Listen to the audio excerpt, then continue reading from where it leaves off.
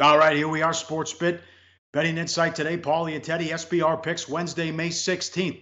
Team previews continue. Miami Dolphins today. Could be a long year. Shot clock. Who has the brighter future, the Celtics or the Sixers? And play of the day, Western Conference Finals Game 2 preview as well. Bad beats, bad bets, bad for the books. A bad beat and a bad bet. Celtics, Cavs over 202.5 as high as 206. All you needed was one basket there at the end, but the Cavs only scored 39 points in the second half. There was only 40 combined points in the fourth quarter. And as a result of the Celtics pulling away, no fouling late, 9-0 ATS at home in the playoffs. Boston goes up 2-0, 37-0 all time when they lead a series 2-0.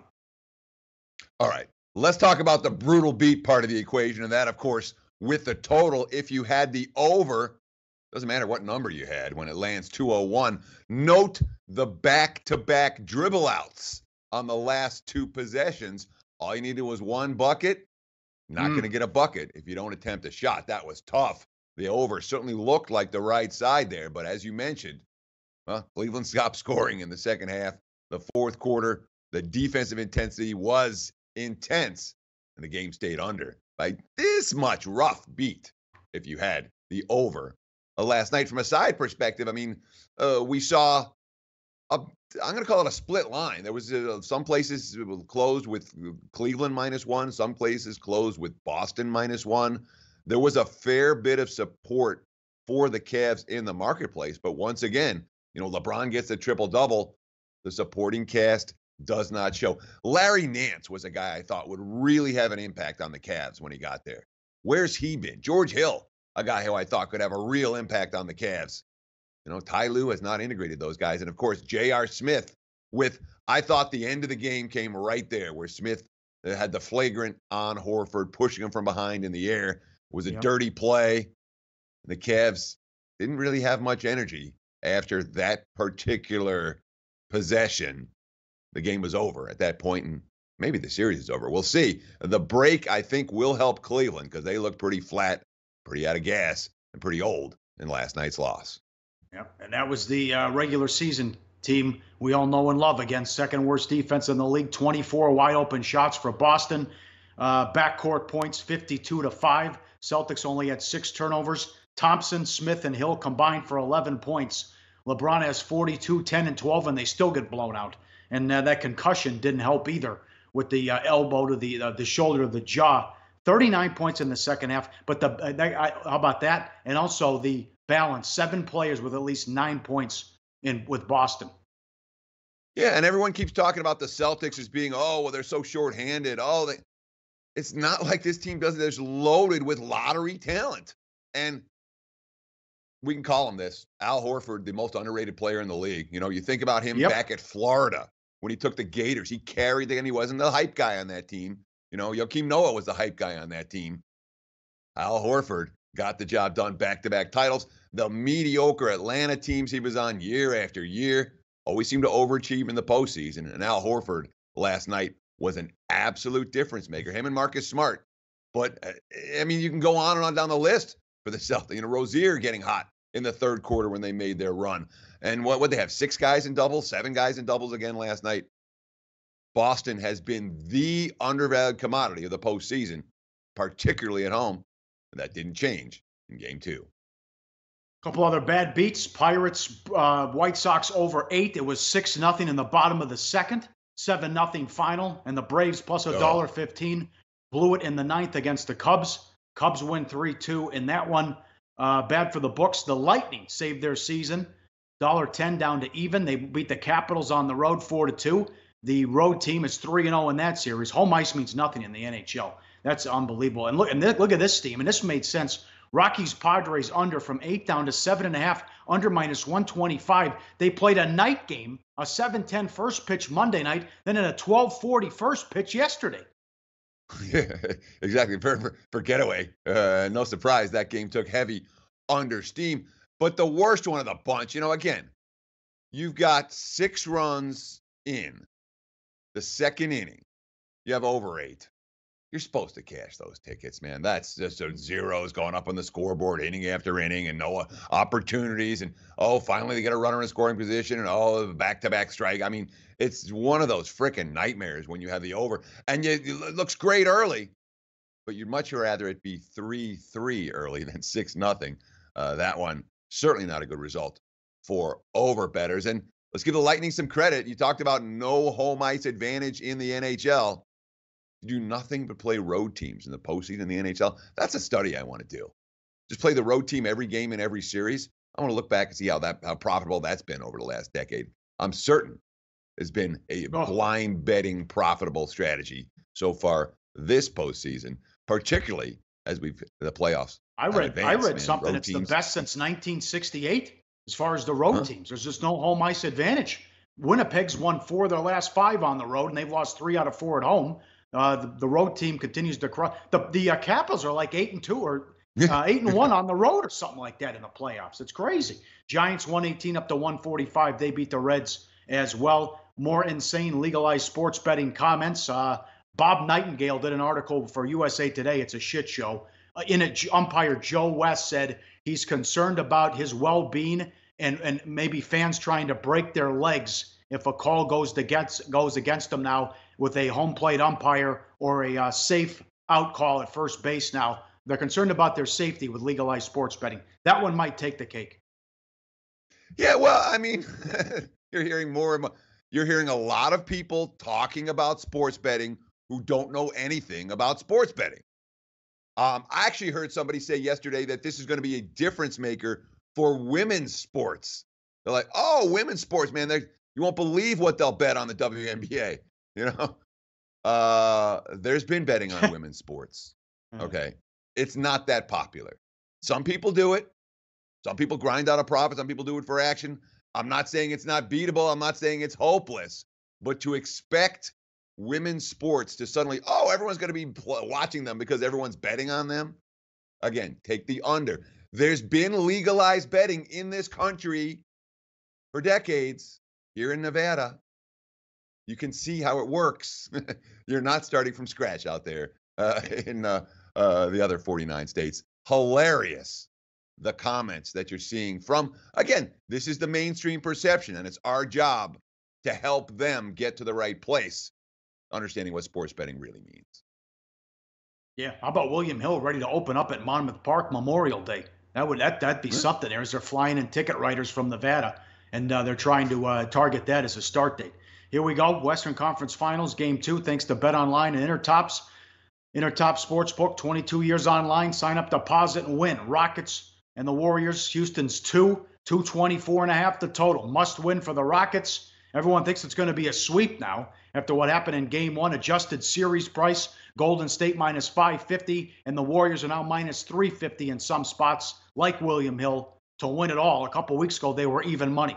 How about that? Now, a big talk has been the ISO ball. Half of Harden's 26 total isolations in Game 1 against Curry.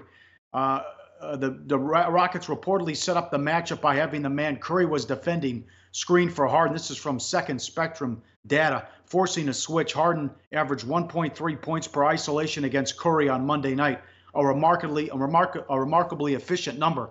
You know, that's how they play, and Shaq and Barkley going after him for playing the ISO ball. But listen, that's how they played. They won 65 games and won the season series. What I didn't like was that Harden would treat the ball like a grenade and dribble, and with 2 seconds left on the shot clock, pass it to a teammate. It's like, okay, well, now you shoot.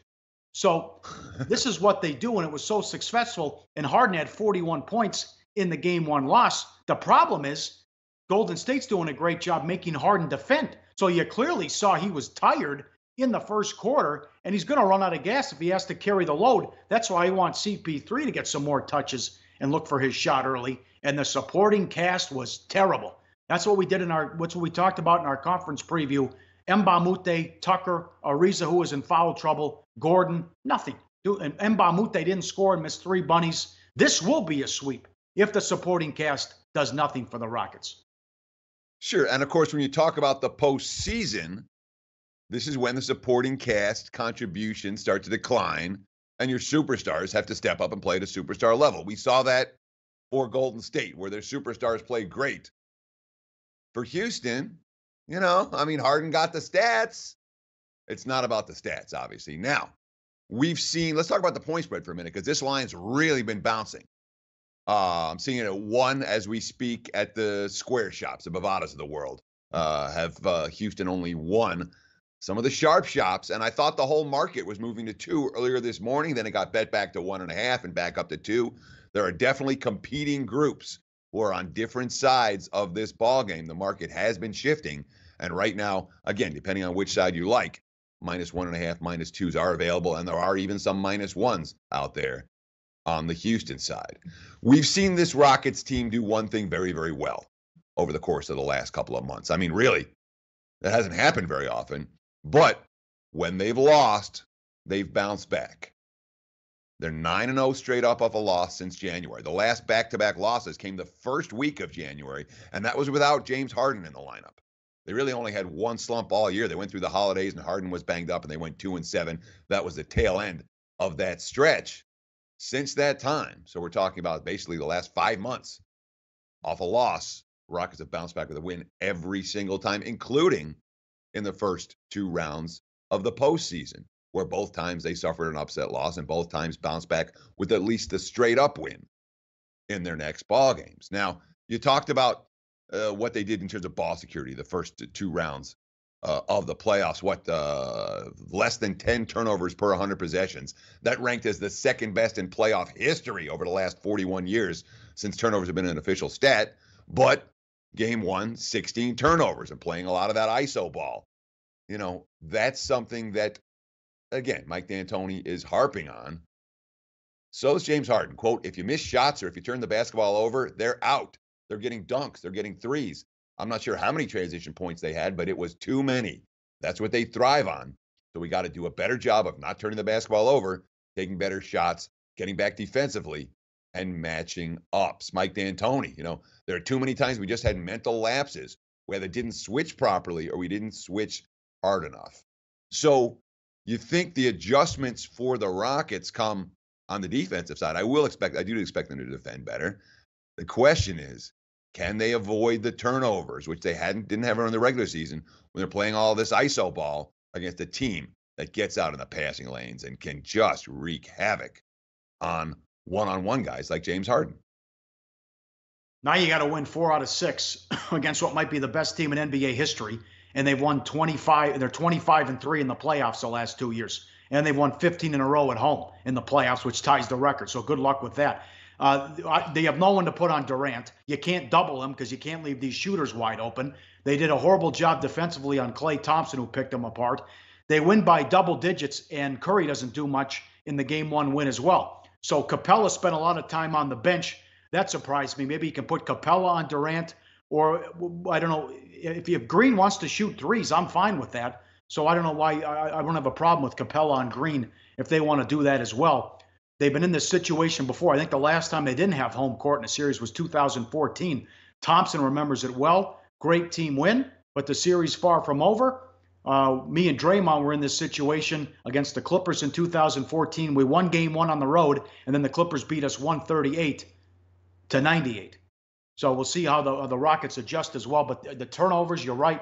You gave 18 fast break points, transition points for Golden State. And it's also, that's the one issue with the Houston offense. If you have Harden out there surrounded by 4 shooters and they're off to the side and he doesn't pass the ball and they miss a long 3, it's going to be a leak out and a run out the other way for an easy basket. Plus, they had, 3 shot clock violations in the first half. They had 3 all of the playoffs as well. So that was a big issue, too. You can't give turnovers and give away possessions against Golden State as well. But, hey, the season's on the line now. I mean, if they lose this game, it's probably going to be 1-2-3 Cancun. Yeah, I mean, the Rockets have responded well to adversity. Like I said, 9-0 straight up off a loss over the last 5 months. They're certainly saying the right things, and this is their season. I mean, Houston will not bounce back from an 0-2 deficit going back to Golden State. They might win a game, they might not. But they're certainly not going to win the series if they're down 0-2. So, yeah, this is it for the Rockets. But, boy, those quotes from Golden State, they sound like veteran quotes from a team who's done this before. Kevin Durant, quote, nothing really changes after the game one win. We know it's a long series, a 7-game series. So we know they're going to come out with a lot of energy next game, try to even this thing up. We've just got to stay focused and be patient out there. Continue to keep playing hard. What a veteran comment there. That's a championship comment. Klay Thompson, the same thing. This series is far from over. Oh, yeah, you read this quote before. Me and Draymond came out and won a tough game. But the end of that quote is great. So it's natural to relax, but we're not going to relax. We're still not where we want to be, and we've got a long way to go. I think the Warriors' focus is there. That would concern me if I was a Rockets backer, despite the fact that Houston has been so strong coming off a loss over the last 5 months. You like the Rockets play the first half. If it's close, cause for concern as well, because Golden State was the best team in the third quarter this year, and it wasn't even close. And game one was tied at the half, and then Golden State outscored them by 7 in the third quarter. Joe Fortenbaugh tweet, 95-7 the game in the Bay Area. Warriors in the third quarter during the playoffs under Kerr, 63% plus 2.91 scoring differential, outscored opponents by 10 or more 14 times in 70 games, outscored opponents by 6 or more 30 times in 70 games. Best team in the third quarter. Little Golden State second half there if you want as well. All right, on to the NFL. We did the Bills yesterday, by the way, who are 9-1 to win the division. We continue with the AFC East and the Miami Dolphins. Their win total is 6 over minus 130. They were 5-9-2 against the spread last year, 7-8-1 to the over. They are 12-1 to win the division, 6-10 last year. They lost Tannehill before the start of the season. In a move I didn't like, they went out because Gase was comfortable with him and helped his career when he was in Chicago. They went out and signed Cutler and gave him a one-year deal, which didn't work out. So 6-10, and they have made a lot of changes, a ton of changes. Sue's gone. Pouncey's gone. They trade Landry. Amendola comes in. They signed Gore.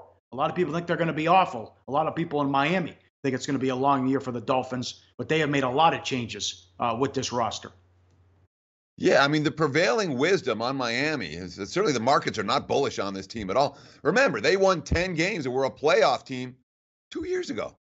Last year, they went 6-10.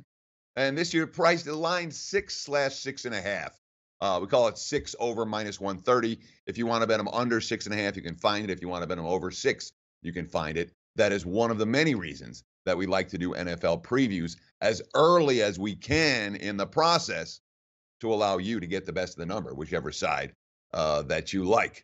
So, I mean, when you go back and look at what happened last year, everything went wrong last year. Look, they drafted Laramie Tunsil. Second play of the season, he had an offensive, he had a false start, and nothing got better than from there. Offensive line was a concern all year. The whole Jay Ajayi situation where he ended up getting cut. They were second worst in the NFL in penalty yards. And you look at the stats, 4.9 yards per play on offense. Number 22, 5.9 yards per pass attempt. Number 27, the offense certainly wasn't very good. On defense, 5.4 yards per pass allowed, middle of the pack. Per play, 5.4 yards per play allowed on defense. That's middle of the pack. 6.8 yards per pass allowed, slightly below average. But the biggest thing of all the stats last year, the turnover margin. Miami only had 15 takeaways. That was number 29 in the NFL. They didn't create enough turnovers. And, of course, Jay Cutler was their quarterback, so you know what it was going to be for giveaways. They had 29 of them. That was number 30 out of 32 NFL teams. The minus 14 differential, only the Broncos and the Browns were worst. So right from the get-go, you expect Miami to be better when it comes to turnovers. I wouldn't think this team goes into the season as a likely candidate to match last year's minus 14 differential. They should be much better in that regard in 2018. Well, a move I didn't like before New England's standpoint. Amendola leaves and he stays in the division. They also signed Wilson as they trade Landry to the Browns. So new targets for Tannehill. And so far, so good with him bouncing back from the injury. They also picked up Sitton. They signed Gore. I don't know about that move. He doesn't have much left. I don't get this move at all, bringing in Osweiler.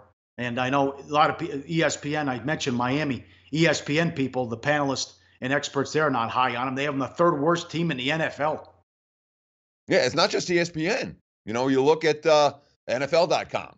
Dolphins, third worst team. Only the Browns and Colts are projected to be worse than Miami from ESPN and NFL.com. That's pretty two influential sites when it comes to creating opinion. CBS Sports, a similar story. Well, they only rank the Dolphins 23rd. So there Miami's looked at a little better. But, you talked about some of the additions that they made. I thought they had a pretty good draft. And again, looking at the draft and trying to predict who's going to be a difference maker, easy to do on paper. Once the season starts, it all is different. But Minkah Fitzpatrick is certainly a guy who stands out to me as someone who can be an absolute difference maker from the get-go. So is Mike Gesicki from Penn State as a tight end, I think, who will really help Ryan Tannehill. But when you look at this defense, they've put a ton of resources on the defense.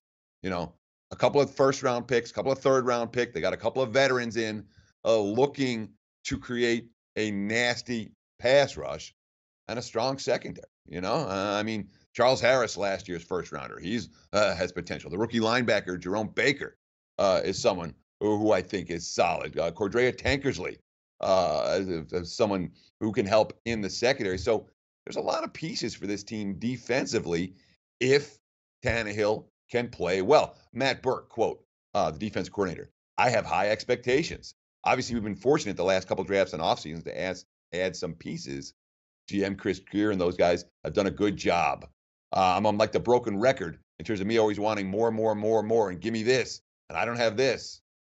And all of that. They've done a good job providing some of those weapons and pieces. I really think this team defensively is going to be solid. And if Tannehill, you mentioned the reports from Tannehill out of OTAs, he looked good. If Tannehill can play at the level that we saw him show at times during that 10-6 season, I think there's upside for Miami in a way that there certainly isn't type upside for the Buffalo Bills team that we talked about yesterday. Yeah. God, what a bad division again. We'll do the Patriots tomorrow, and who knows what the Jets will do with Darnold. Two teams take quarterbacks, so break in rookies probably at the midway point of the season. Schedule AFC South, NFC North, 2 extra games, Oakland and Cincinnati. It's a sharp contrast, though. Remember the Bills? We did the Bills yesterday. Their schedule was front-loaded. Nothing but playoff teams and tough road games to start at the beginning of the year. Not the case with Miami. Sure. I mean, you look at the start of the season, look at their first 5 home games. Tennessee, Oakland, Chicago, Detroit, and the Jets. That's reasonable. That's all before the bye.